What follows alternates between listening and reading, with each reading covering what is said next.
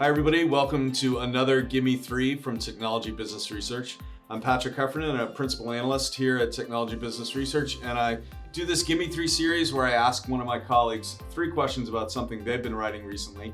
So I have Bryan Belanger here with me. He's the Tailored Services Practice Lead and a Principal Analyst himself, and he's written extensively recently about competitive intelligence and market intelligence, building on all the experience that he has working with our clients that are in those practices within the different industries. So what I wanted to do is ask him about 3 questions about some of those blogs that he's written recently. And we'll start off with this.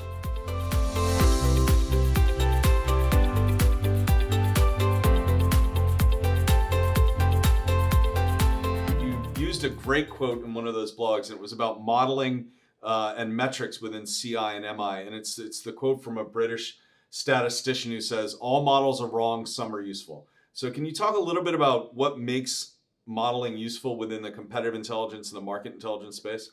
Yeah, I love finding a quote from a person I have no idea about and saying, this fits what I'm going to talk about, so I'm going to use this and make it seem like I know British statisticians, which I don't. But I love the point behind it for 2 reasons. 1, it's because models are always wrong, and 2, because they can be extremely useful. I think they can be most useful when in deconstructing and making sense of big challenges, which is what all of our clients face all the time. Take a huge problem like, how are we going to wrangle generative AI? Or what are we going to do about the encroachment into services and telecom of the hyperscaler clouds? Those are huge strategic problems. Models help you break it down into, okay, we have to sell something to someone. We can model what our competitors are doing, model market opportunity, and start to put numbers and quantifiable evidence against what we're doing. What we're doing is going to change day to day and minute to minute, but models help us give us a structure to organize our thinking, to measure our progress. A good example that I like is we do a lot of work around sales productivity modeling. So estimating for your competitors, your peers, the revenue per employee of different types of sellers in a particular region, territory. You can think about that is an estimate. It could be wrong. They don't report revenue for every single vertical and every single segment and every single region. Right. But if you can build a structured model to gather that data goes and directly is used for territory planning, quota planning, very tactical pursuits of how our clients go and make money. And it's all driven by an assumptions-based model that could be wrong, but is really useful in benchmarking and looking outside your own walls and making quantified decisions.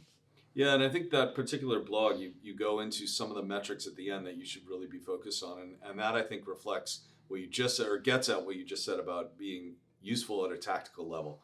Another thing you brought up in another one of the posts was about, at the very beginning, taking the time to make sure that you get input from all the stakeholders. And I know from my own experience that can be really challenging because you've got somebody who's asking the questions, but there are other people who are stakeholders who you need their time and attention. So in your experience, what has worked to actually wrangle everybody together for that kind of initial step? It's the $1 million problem / headache, I feel like, that we face as companies that are serving as an extension of a vendor's team. And I know acutely that our counterparts leading projects on the other side feel acutely as well. I think it starts, if I'm putting myself first in the shoes of the wrangler at the vendor, I think it becomes about making sure there's the time spent before you even get to working with an analyst firm, working with an agency,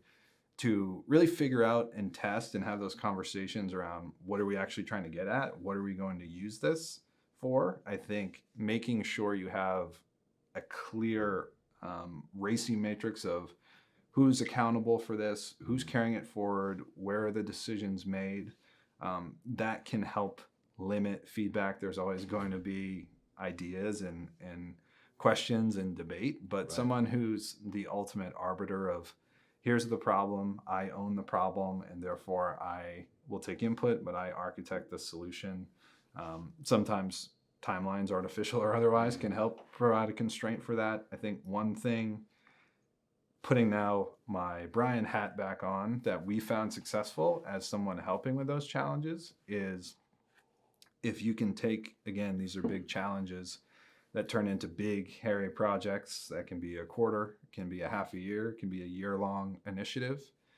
If you can start small and measured and get things in front of people to review versus ask for them to provide things, Right. you can really start to box in initiative. So that can be, if we're building a model, here's an initial model on a first competitor. Even before that, it can be, here's a set of questions we're going to go and use in interviews. Do you have feedback versus what are all the questions you want to know about? So a strong framework-driven approach that's around your outcome, and then getting things in front of people, from project planning down to the actual deliverables in a chunked out way, I think can break down, again, that enormity of the problem challenge and have people focus on what's in front of them, what's to be solved versus going back to the drawing board each time. Right. So you just perfectly set up the third question, because that kind of iterative process, it's all part of the intelligence cycle. And in one of your blogs, you wrote, measure, debrief, and restart. That's the final step. So that is, in my experience, again, the most challenging thing. It's not even getting people assembled at the beginning, but it's getting that feedback. So what's your guidance for completing that intelligence cycle and actually getting people to give you that feedback so that you can restart? Yeah, I did start talking about this a little bit. I think one of the challenges we see is, if someone says, we want to build a model of revenue performance, you, in those conversations with stakeholders, immediately go to a place of, well, we operate in 30 countries and we have 50 lines of business and 18 distinct verticals we serve. So how do we design this model to support all those intersections, thousands and thousands of modeling intersections? And then they say, well, we're going to need that for these 10 competitors too. And we really compete with different competitors in each of our different verticals and markets. So it's really more like 200 competitors. And then you get back to that really big complexity problem. And so I always advocate for, like, let's take the first step, whether it's one competitor or one vertical or one geo, and structure a pilot or a program to get started. Make sure we're delivering impact, and then add the next vertical and rinse and repeat, and you gain efficiency and scale, and people know what to expect by that point.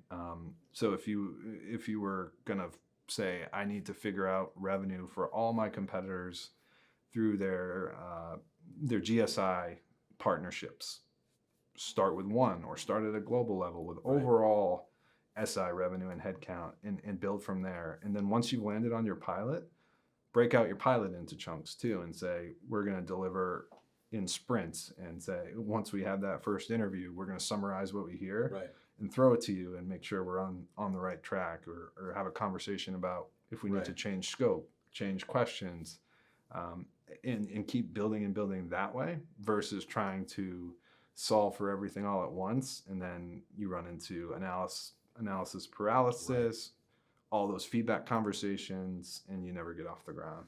And that ties to something else you wrote, and I know we're beyond the 3 questions I'm allowed now, but where you talked about, if you're a small competitive intelligence organization, and most of them are, it really is sort of taking that first step, not being overwhelmed by the ocean that you need to boil, but just being able to take those first steps and get things rolling, get some feedback right away, get some positive reinforcement that you're actually down the right path. So yeah, super helpful. Thank you, Bryan.